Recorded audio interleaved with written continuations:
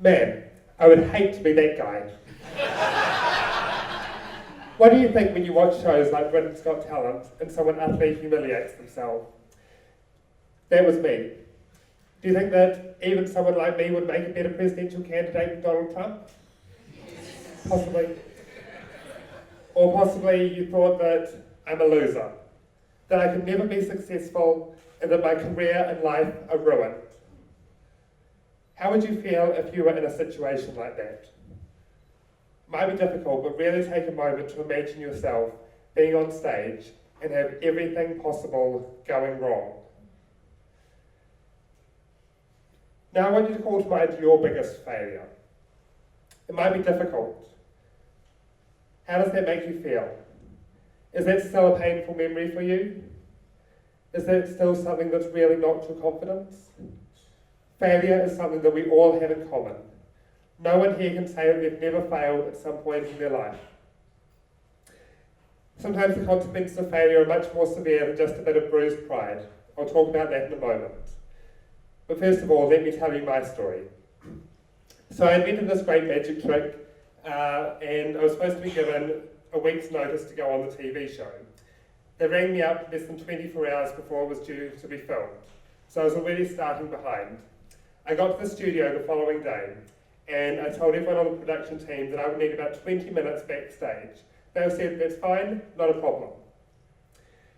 They came to me at 4:30 in the afternoon, and they said, we need you on stage now.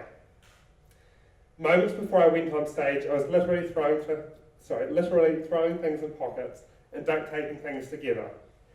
Everything that could possibly have gone wrong did go wrong. Everything that could not possibly have gone wrong also managed to go wrong.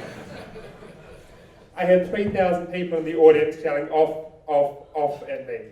And Amanda Holden was absolutely horrible about my teeth. That wasn't shown in the clip that was aired. That is the single biggest failure of my entire life. This didn't happen in the privacy of my own home. It happened in front of 3,000 people in that audience. But that show was also broadcast to about 12 million people in the UK. So at the time that this aired, I was running school camps in the UK. A group came in. I was sort of hoping maybe they hadn't seen the most popular show on TV. They had. So I was trying to work out how to explain this. And I was running a group and I asked people, what's your talent? One person said, I'm good at playing the piano, another said, I'm good at playing football, and another said, I'm good at dancing. They came to me and I said, my talent is failing. They all laughed at me. I said, no, I am serious. Anyone can fail once, but that requires no effort and no skill. But to have the talent of failing, you need to fall off the horse, get back up, and try again. At the time, no one said much to me, but afterwards several people came up to me and said, you're one of the most inspiring people that we've ever met. Wait, what? Hold on. I made a turkey of myself on national TV. It wasn't as though I won the thing. And they were calling me inspiring. To be honest, I thought maybe they were just being nice about it. But since I got such a good reaction to that first group, I told the next group, and another, and another. And since then I've been telling this story to everyone from multimillionaires, doctors, lawyers, accountants, teachers, social workers. I've worked with prisoners and I've worked with drug addicts. They almost always say the same thing. The story is inspiring. But I wasn't entirely sure why this was. So let's have a look at failure. Sometimes failure is funny. Sometimes it's embarrassing. And as you just saw, sometimes it's funny and embarrassing. Sometimes the consequences of failure are more severe than that. I began my career as a youth worker. I started working with a young man, let's call him Fred. Fred had a promising career in front of him and he was highly intelligent. Yet when I first met him, he was sitting at home all day, doing absolutely nothing. The reason was he failed his first semester at university. Instead of saying that he wasn't good at academic studies, he redefined himself as a total failure. That every single aspect of his being was worthless and had no value. And he didn't think there was any point continuing. Sometimes the consequences of failure are even more severe than that. It's estimated that a third to a half of all suicides are not the result of a long history of depression. They're the result of what is called a same-day crisis, where in the morning the person was fine, and then they experienced some sort of crisis or failure that leads to them taking their own lives. An example of this could be being fired from a job or a relationship breakup. I was working with a 16-year-old girl, let's call her Emily. She set her heart on getting into a national sports team. She was rejected from that sports team and she tried to end her life. Fortunately, she wasn't successful. 5 hours after that attempt, she knew she had made a terrible, terrible mistake. She lived, fortunately, but that shows you how powerful failure can be for some people. And it shows you that as a society, we often don't know how to handle it. Now, you might have noticed that I don't have an Australian accent. I'm from New Zealand. So why Darwin? The Northern Territory has a suicide rate almost double that of some areas in Australia. So that's the problem of failure. So what do we do about it? I think there's a couple of steps. The first step is we need to make failure more visible. I think maybe failure on its own isn't inspiring. I think what people found inspiring about my story was that I was willing to openly share the biggest failure of my life. Normally failure is something that people cover up and hide, but I was willing to openly talk about this. I'll guarantee for every George Washington, Taylor Swift, Michael Jordan, or Albert Einstein, there were thousands of equally talented people who never achieved anything because they didn't know how to cope with failure and they didn't see a way forward. When you think of Abraham Lincoln, what do you think of? He's probably one of the greatest presidents of the United States.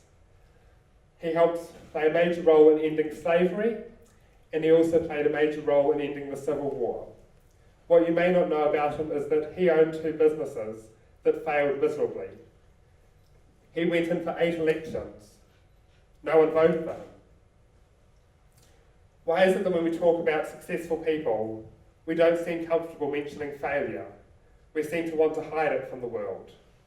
In school, when someone runs a race, we like to give them a medal or a certificate of participation. The problem is, in real life, if you experience a relationship breakup, you do not get a certificate of participation. We try and be nice, and we try and protect people from failure, but in doing so, we don't teach them the skills necessary, and sometimes that can have disastrous consequences for people. I personally have failed in numerous ways, not just on Britain's Got Talent. The first assignment I ever did at university, I got 35% for. I tried going on New Zealand's Got Talent, and I got nervous, and that didn't go very well either. And I was rejected from the clinical psychology program. Failure is actually something that is really normal. But because we don't talk about it, some people think that only those that are unsuccessful fail. I think the second step is we need to keep failure in perspective. After I walked off stage after the Britain's Got Talent thing, I was absolutely gutted. And I thought my career and life would be ruined, and I thought I would never get a job again. I've worked with a lot of suicidal young people, and fortunately I've been able to stop some of them taking their own lives. You know what, not one of them has ever said to me, if you had better teeth, you'd have helped me more. And not one of them has ever said, if you didn't go on Britain's Got Talent, you would have saved my life. They've said the opposite of that in some cases. When it comes down to the things that really matter, the biggest failure of my life really didn't matter. If you gave me a time machine and I could go back in time and stop myself being on Britain's Got Talent, I wouldn't. Now you might think because I'm openly talking about this here, I find this very easy to talk about this. I was immensely nervous before I gave this talk, and I still find this something very difficult to talk about. But I share it because I know it's had a profound impact on a lot of people. And what I'd encourage you to do is share your failures. Don't make failure something that needs to be hidden. Instead, we should openly share our failures. Because then when people fail, we'll never have another Emily where she thinks there's no way forward. Instead, people will realise that failure is not the end, and it's possible to go on and be successful and be happy after failure. Thank you.